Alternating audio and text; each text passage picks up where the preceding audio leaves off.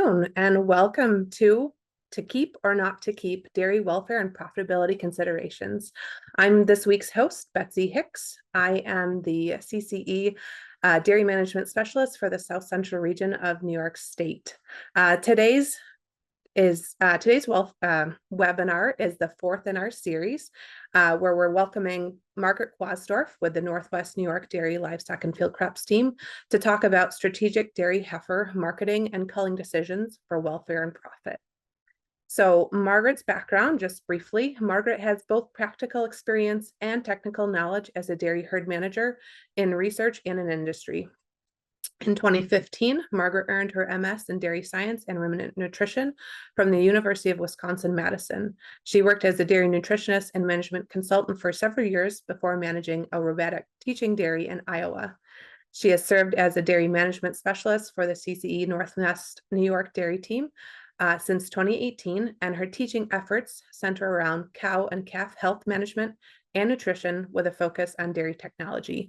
She also has a great passion for cow behavior, value-added dairy enterprises, including beef on dairy and agritourism. So with that, welcome, Margaret, and I will let you take it off. Slides look great. All right, thanks a lot, Betsy. Welcome, everyone, and thank you for joining us today in our webinar. Give me 1 second to move some things around here. Okay, so our objective today with this presentation is to provide dairy producers with some strategies for making informed marketing and culling decisions regarding dairy calves and heifers. And so the reason why I added marketing into this objective rather than just keeping it at culling decisions is that we often have a lot of opportunity and flexibility within our decision making on dairy farms to be able to right size our herd for our herd goals. And yes, we call it culling, but marketing also kind of brings in that idea that there's more opportunity and we're not just taking cows or taking heifers and selling them or getting rid of them. There's a little bit more intention behind that, a little bit more opportunity there. So we are talking about marketing and culling decisions today with considerations to herd health, herd productivity. We'll touch a little bit on profitability. I'm not going to get too far into that because we've had other webinars cover that topic. But profitability is important for the sustainability and the resilience of our dairy farm businesses. So our decisions should be focused around maintaining profitability of our overall farm and heifer program system. And also, I would like to make sure that I touch on making these decisions from the standpoint of welfare for calves and heifers, and you can see in my slide here, and the people. And by "and the people," I mean our team members and employees on our farms who are caring for heifers and calves each and every day. So as a former herd manager and somebody who is also in charge of the calves and the heifers at one point, dealing with animals that could leave the farm, or having to care for animals that are difficult to care for whatever reason. A lot of times it's health reasons that makes it really hard. Can be hard on people too. So making efficient and effective and proper culling decisions on our dairy can have a huge effect on the esteem of our teams on the farm. So we will go from there.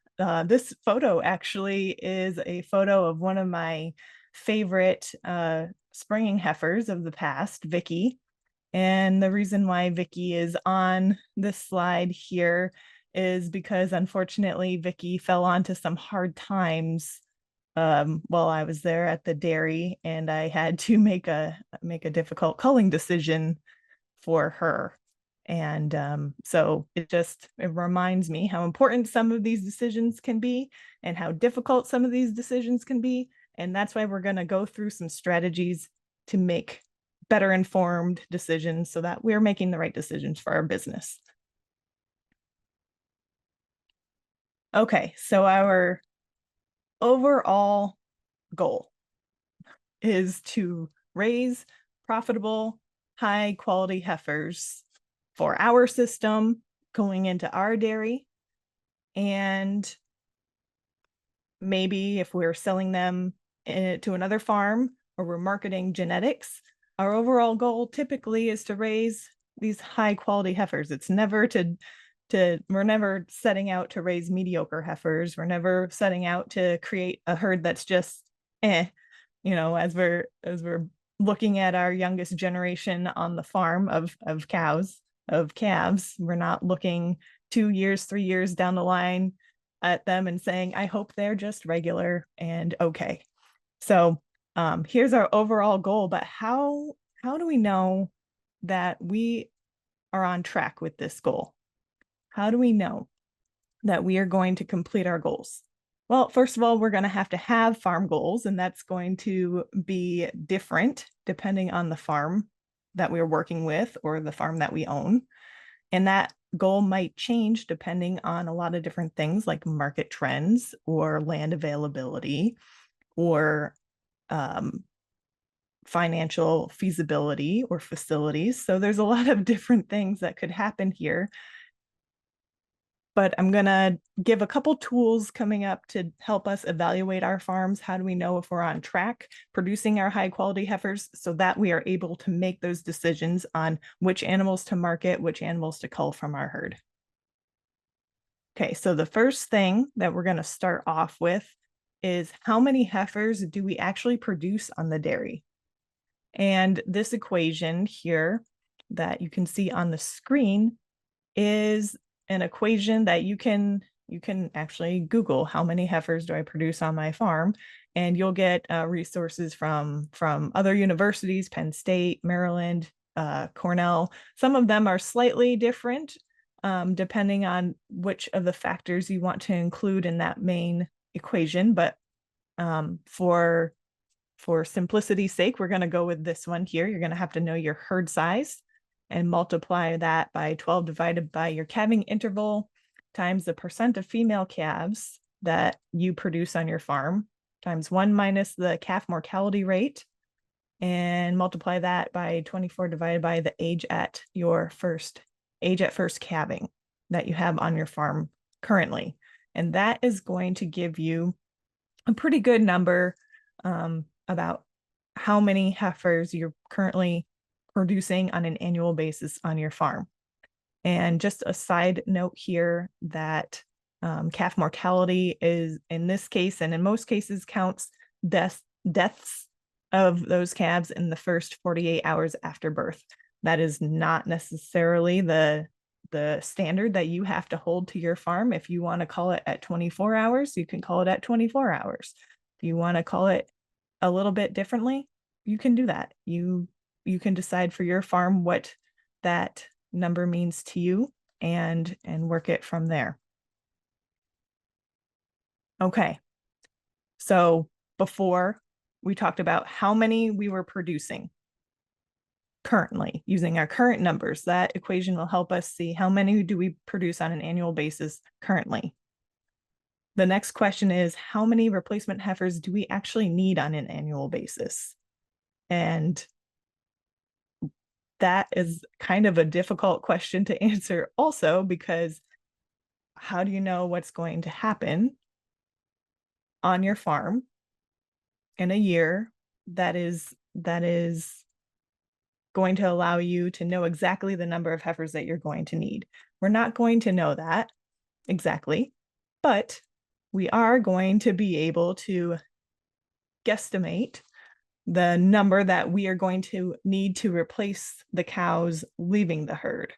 And then we will add a little bit more cushion on the end for things that are less predictable. So for this equation, you are looking at herd size of your milking and dry cows all together. Multiply that by the cull rate, so the rate at which animals leave your herd. Multiply that by your age at first calving divided by 24 and multiplied by 1 plus the non-completion rate for heifers.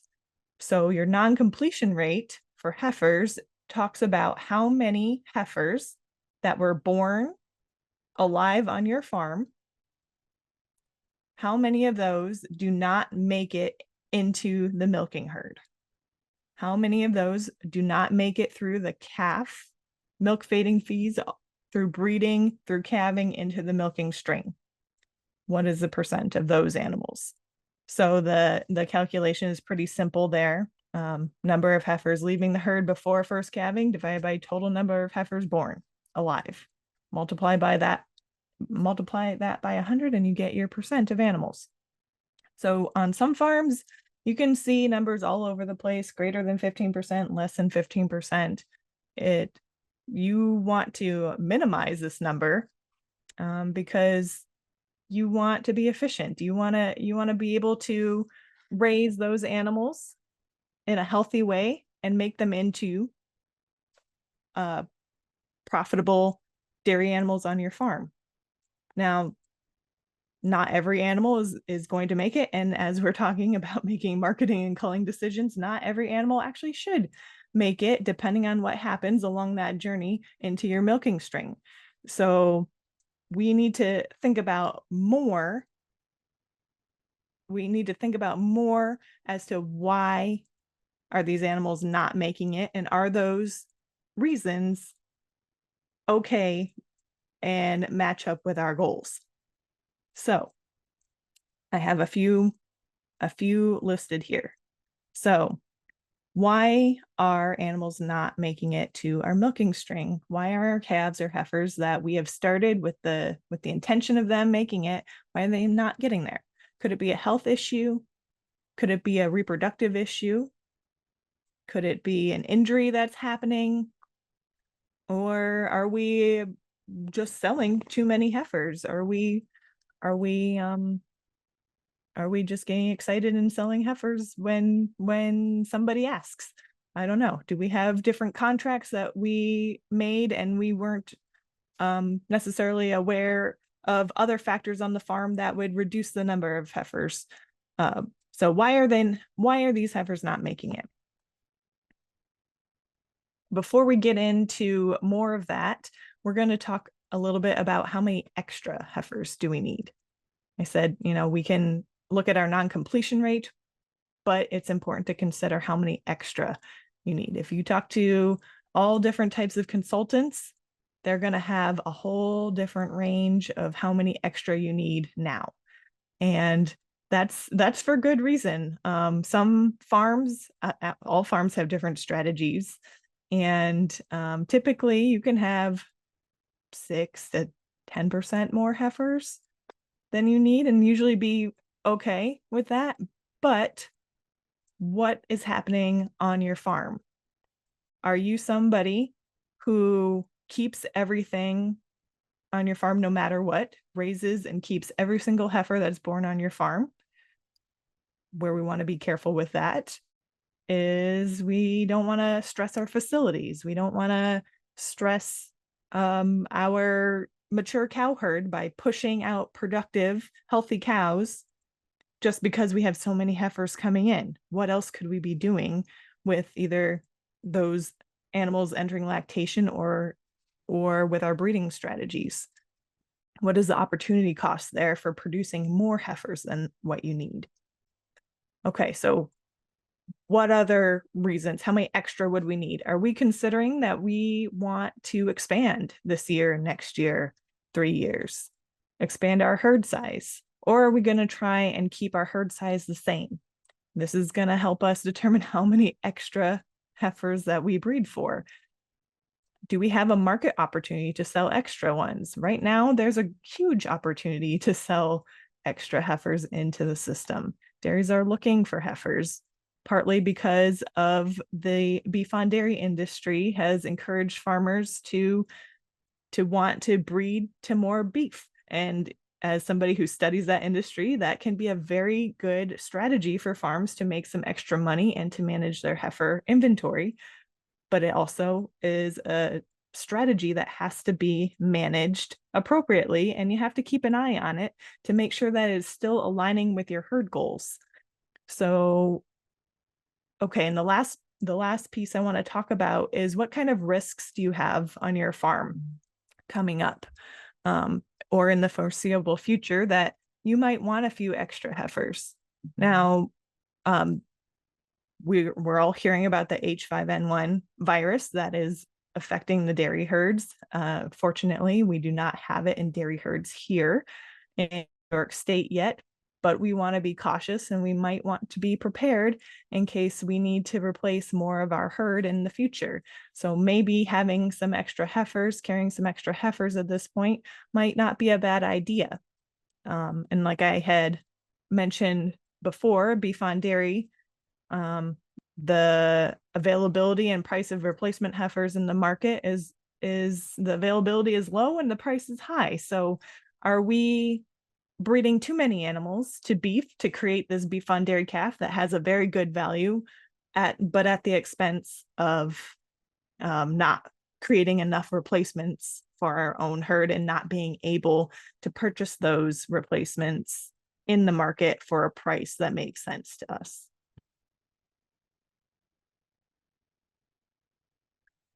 Okay, so which heifers do we want to raise? Now that we know how many we produce, how many we need, and we've decided maybe we don't want to read all of them, or maybe we don't want to keep all of them. So how many do we actually need? We have to decide, but out of those, who do we want to raise? To me, and in talking with some of my colleagues, and people are going to have a little bit different numbers here, but we want a heifer that can successfully navigate the milk phase with at least a 1.8% pounds per day average daily gain for Holsteins. Now, this is a minimum. I know some other farms, other programs are doing better than this, but to have a good, strong, growing heifer that, for our kind of average to maybe a little bit larger Holstein size, that's about right. For a minimum, we want to raise a heifer that doesn't have more than one health treatment in that pre-weaning stage. There's a lot of good research out there showing that the more that you're treating calves, the less success that they're going to have as adult animals in your herd. And it's not because we're treating them, it's because they're getting sick initially. And so sickness in that pre-weaning and that transition phase really has an effect on their ability to grow and to develop into animals that will successfully make it into our milking string. We want animals that also transition well into that grower phase. So by the grower phase, I'm talking about heifers that make it through weaning, make it through that grain stage. In this little video here, probably the ones that are on the very end of the pen, the first group there who have come from maybe hutches or come from a calf barn or grouped up, they're still on that starter grain.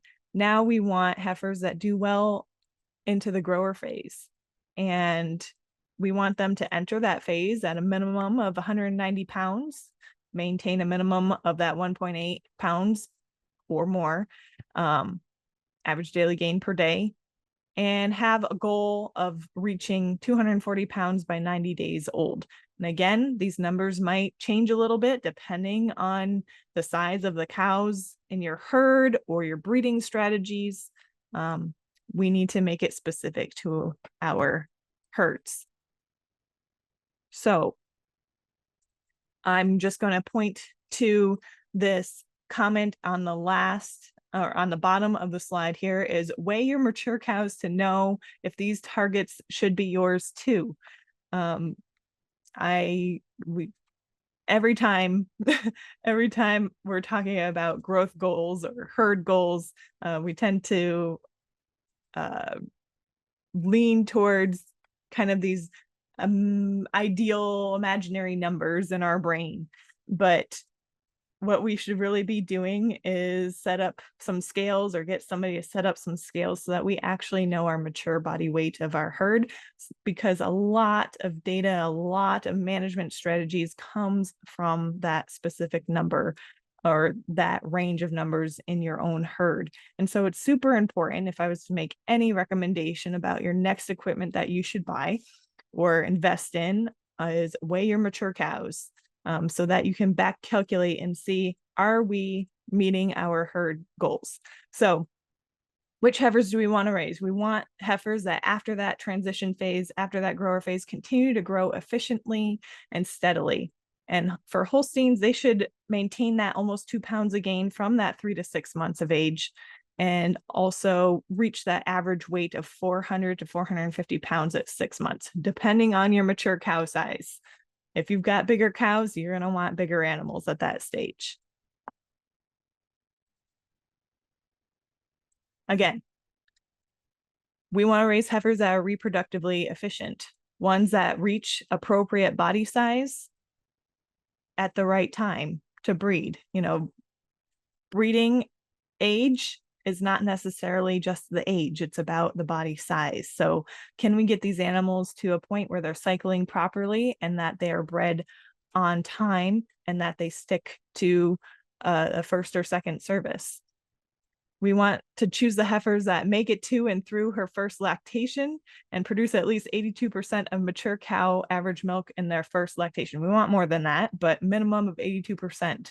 So I know you're thinking like, this is the ideal. Yeah, these are the goals. These are the goals. There's not a great way to know which ones of your heifers are actually going to make it from day one or from the milk feeding phase. But this is why we have to watch. This is why we have to keep records, and we're going to talk about which ones we're keeping throughout this system and which ones we're marketing or culling. Okay, so why would we want to market or cull our heifers? We might be one of those farms that just have too many to fit in our facilities. We have enough. We would have more than enough, but we still have too many. So might be a great opportunity to market some at a very young age or cull heifers when they start to get overcrowded. Too many times we see farms wanting to hang on to too many heifers because the cost of just adding one more is basically covered by having enough in the barn already. But where we can get into trouble is where having too many animals in our facilities causes an increased risk for disease, or an increased risk on, it's mostly all related to disease, but a labor inefficiency or a lack of an ability to clean. All of these that might end up creating worse inefficiencies in your system or cause health issues that are going to affect all of these great number one heifers, or some people call them different things, but these ideal heifers that you want to join your herd. You don't want to jeopardize the health of all of your animals just to shove a couple more in. Okay, why else do we want to market? We might just be known for our good genetics. We might on purpose have extra to sell.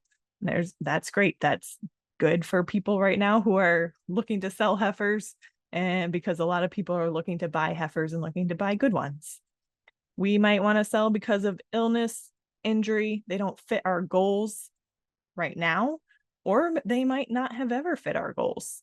Maybe you just always have some cows that are always too small or always way too big. Maybe way too big is more where people lean to now, that they just don't fit your facility, and you're looking for someone to go. Maybe that's a reason to go. Again, you have the animals that you need. These might be extra. Okay, repro reasons might be a reason to go. And again, market opportunity. You might be able to sell them for more than what your system can profitably raise them, and buy them cheaper than you can raise. So always be looking for your opportunities here. Okay, how do we make the decision about who stays and who goes? One decision that, it requires a little bit of investment is a genomics test.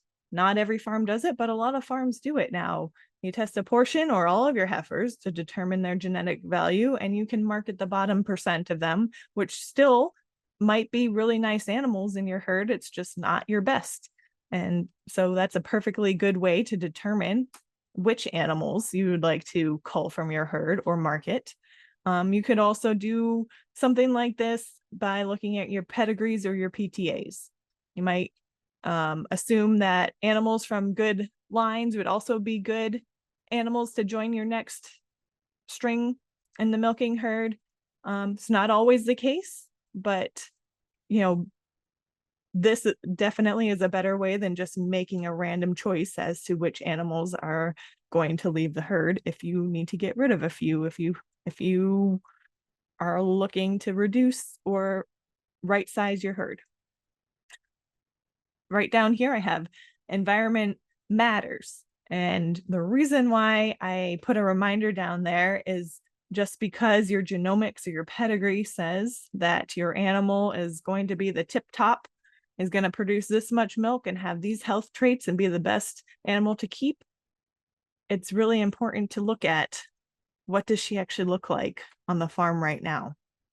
If you didn't do the genetic test right away, or as you're evaluating your heifer replacement program and looking at your animals, what has happened to her through this growth phase, through her life, that may or may not add or subtract value, mostly subtract. We're thinking about subtracting from genetic potential. If the potential starts out very high and then life happens, usually we are lowering it by a little bit. So if an animal is sick, is she now not going to be able to perform to her highest potential, depending on how sick she was, depending on what it was that she was sick with? Does she have an injury? Did something else happen to her? So just looking at your genomic or pedigree numbers might not be the only thing that you want to do.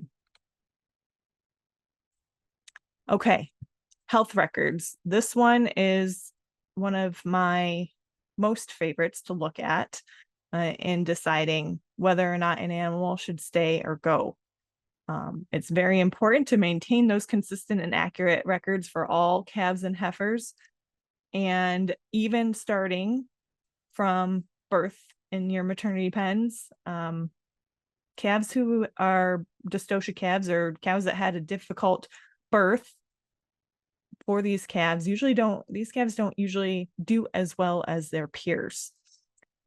Whether they were stressed, whether they were stressed so badly that they couldn't catch up. There's a lot of research behind dystocia calves just not ending up being as productive or efficient as your calves that did not go through a dystocia birth.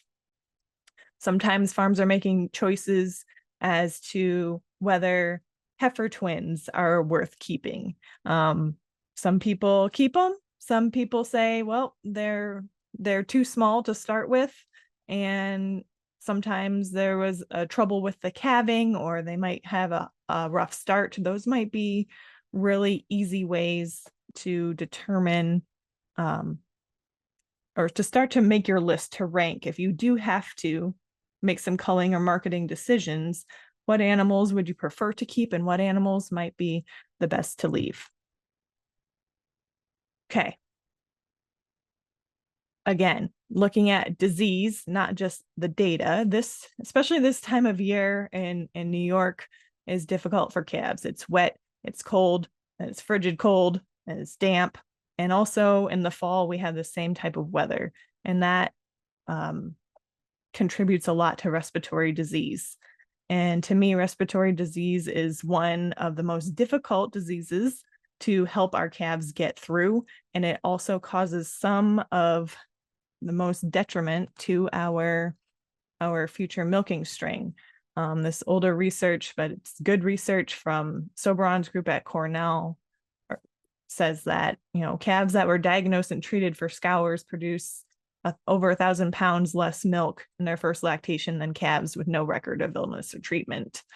And so for me, the severe pneumonia case is an automatic out in my book from when I was managing calves. If this calf had such a hard time recovering. Yes, we take care of her, we recover her, but that's not an animal that I'm going to invest much more in to get her to that next stage or to get her into my milking string. She's not going to make it through the hot summer months without stress. She's not going to last long, and with the added stress of pregnancy, with the metabolic changes that they have to go through, with competing with herd mates in the growing stage. She's not something that I would want to invest more money in. And also, she's not necessarily something that I would be proud to put my name on if she was going to go to another dairy producer. So this is an animal that I would cull from the herd and not sell to another producer. So this idea of a three strike policy too is a very simple but very simple way to say, okay, 3 times that an animal was treated, especially before weaning and through the transition phase for moderate to severe illness, or 3 times she got sick, not necessarily treated, but 3 times she got sick, she's out. Unless it was really, really bad, then she's out. So, and you wouldn't believe how many farms you can pick these calves out really easily, especially coming into the springtime here. And you'll see, if they haven't left the herd already, you'll see them very easily in the summertime. Okay, so this brings me to a point that it's not just Soberon's research and not just my personal experience, but Dr. Teresa Olivet, veterinarian at the University of Wisconsin, has a great program and has done really good research on lung ultrasounding. And I'm not going to go through everything on her slide here of all the different research that she's done or been a part of or knows of, but lung ultrasounding is a way for veterinarians and trained staff to be able to detect damage in the lungs due to all different types of things, but usually it's a respiratory disease, and they can help give that calf a score and determine whether or not that calf has recovered or has severe damage to their lungs. So I put that here just to pique your interest. You can go. She has a great webinar that was that Hordes provided recently, so you can just Google that and look at it at your leisure. But she says, just like eyes are the window to the soul, lungs are the window to calf health management. So if you're starting to see a lot of respiratory issues, that's like an easy one to see. But she also says that failure passive transfer, or cases of scours, septicemia, poor nutrition, dirty environment, cold stress, heat stress, also has some negative effect in the lungs. And because the lungs and the respiratory health is so important for the animals throughout their lives, this is something to really consider about your management programs and to really consider when you're making culling decisions for your animals. Okay, this one's quick. Who might go if you have something that recovered from an injury, physical impairment, something with really poor conformation? That might be a reason to rank her lower on who gets to stay in the herd. Now I would like to move on to welfare considerations when we're thinking about culling decisions. Not only making culling decisions because maybe we think that it's important for an animal to be put down because maybe they won't recover, maybe they're not going to get better, or if they get better, they're not going to live a high quality life. But if we're making decisions to send them out of the herd, even for the market, we want to make sure that we are following some guidelines that make sure that they have a great ride on the way to where they're going next. And as the people sending them, we have to do our best to determine if they're ready to go, if that's going to be a good journey for them. And I know we had a great talk by Dr. Katie Kramer at Colorado State, and you can review that webinar later. I'm not going to go over everything, but this is just a little highlight, some quick things to consider if you're going to ship a calf or a heifer. We want to think about hydration status. And this is really, really important when it comes to little baby calves, because they can dehydrate so quickly. And on really long rides, that's not good. That sends them downhill really quickly. So being able to feed them before they go on a long trip really makes a difference for their hydration status, as well as giving them the energy that they need to complete that trip. Might this heifer become non-ambulatory? Is this a heifer that has a hard time walking? Is this an animal that was down, that has an injury? You want to consider that before you would send her on a truck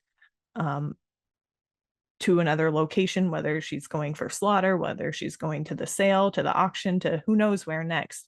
If that animal becomes non-ambulatory in that journey, is that a high possibility? We shouldn't be sending her if that's a high possibility. Considering any weakness or illness, poor body condition score, is there something that we can do? Is it possible to hang on to her a little longer so that she's prepared to make that journey? Also, again, this time of year and also in the summer, we want to consider weather conditions. If you've got calves all nice and nestled in the straw with their calf jackets, you usually take those off before you send a calf anywhere. And in extreme weather, we want to be mindful that calves don't handle extreme weather very well, either really hot or really cold. From the farm program, we have a list of items that are automatic do not transport. You can see them here. Down animals that cannot walk, animals that are sick with a fever, any type of open wounds, injuries, nervous system issues, if they're blind, springing heifers if they're about to calve. You don't want to send those on a long journey, and obviously anything that has any drug residues is not available for transport.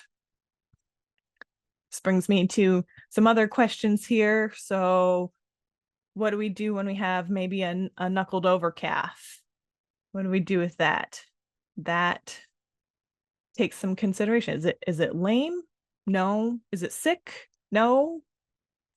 But does that animal move around very well? Is it going to have a great journey to the next place it's going to go? Probably not. So let's keep it a little bit longer, get those legs nice and strong before we send the animal. How about colostrum? How about these beef on dairy calves here? Beef on dairy brings a nice price in the market, but any calf needs to have their colostrum before they are sent anywhere else. To me, that's a huge welfare component.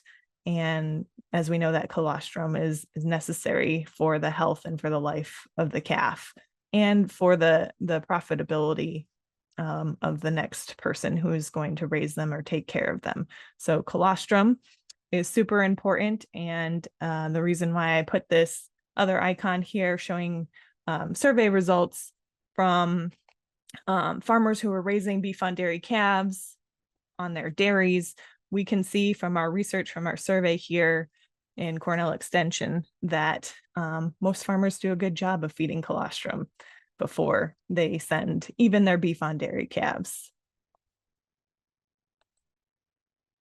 Okay, so we're going to switch some gears here and head towards flexibility. How do we be a little bit more flexible about our farm goals or matching our farm goals? So we're going to look at this original equation that shows us how many heifers do you produce on your farm. That's plugging your numbers in as they currently are. And we're going to switch our mind frame to considering scenarios where maybe you go as far as percent female calves. What could you do? How can you manipulate this number to produce more or less calves depending on your current goals and strategy and seeing what you already do now? Okay, maybe you can go to all sex female calves or breedings, if you need to produce more heifers. Maybe you need to adjust your beef on dairy strategy, work with your consultants to do that. They have really great calculators to help you out. Maybe you need to play around with your embryo strategy. I don't know. Some people put different types of embryos in that have a higher or lower chance of becoming viable. So, what kind of strategies can you employ to what is the word I'm looking for? To manipulate the percent of female calves that you're having in your herd? Okay, again, how many could you produce if you looked at your calving interval? Okay, so your shorter calving window for long day in milk cows or long day in milk herds might allow you to produce more calves, more heifer calves, more calves in general through your system. If you've got those long days in milk, maybe you need to look a little bit at your repro strategies. Careful maybe with your longer calving window. It's already too long. If we don't have persistence on our dairy farms, data research says now that we still can't predict which cows will be persistent and become pregnant when we want them to become pregnant. I think there's still hope in research here, especially with all the different data that we have. But currently, the data say that we cannot predict this. So be careful with your calving interval and adjust it as necessary. Okay, this is a big one here. Calf mortality rate. What can we do to improve here? There's a lot of opportunity here if we can figure out why our calves are not making it. Do we need better training for our team members in the maternity area? Do we need people who better understand what is causing that calf death within the first 48 or 24 hours? Maybe it's not their fault at all. Maybe we need to look at our calving ease score and make sure that we're choosing sires that are appropriate to our cows in our herd. And maybe there's some other management strategies that we can do to reduce calf mortality rate. The environment that calves are being born into. Is it too cold? Is it too hot? Is it dangerous? Is it muddy? Could it be improved in any way to keep those calves alive? We can adjust the age at first calving up and down. 21 months, it's probably too young for most herds, but 25 months might be too old. So, but within your herd, can you play with a month or two up or down? So where are the areas to look at on our farms to increase efficiency and opportunity in our heifer replacement programs? My favorite one is management, because it has so many opportunities. Where can we increase or be a little bit better? Just 1% better in any of these areas is going to make a difference with the amount of opportunity and flexibility that we have in our herd. So can we look at our calf care program? Do we need to reevaluate our nutrition program to either get calves to grow better or grow differently? Heat detection, growth tracking. Are we measuring? We're measuring how calves are actually moving through our system. Are they hitting the target goals? Are we measuring that? Can we do a better job cleaning? Can we do a better job with hoof care?